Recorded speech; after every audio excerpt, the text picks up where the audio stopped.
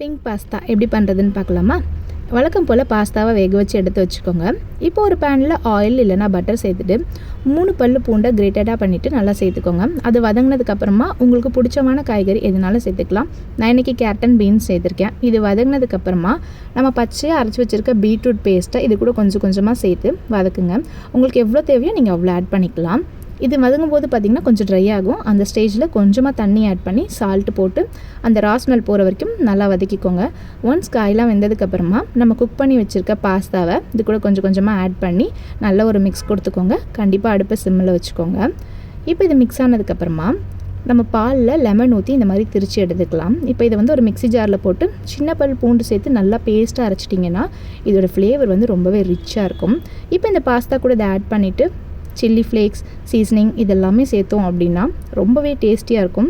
கண்டிப்பாக பசங்களுக்கு பிடிக்கும். ட்ரை பண்ணி பாருங்கள்.